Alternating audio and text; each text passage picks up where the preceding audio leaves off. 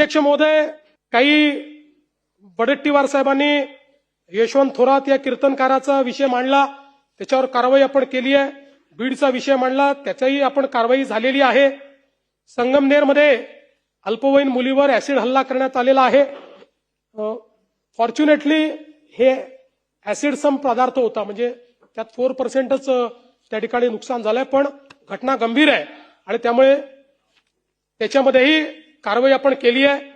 बदलापूरमध्ये आपण IVF प्रकरण जे सांगितलं ते खरोखर महत्वाचं आहे आणि त्यात 7 आरोपींना अटक करण्यात आली आहे आणि त्यामध्ये जवळपास 15 पीडित महिला ज्या आहेत त्या आपण शोधून काढल्या आहेत.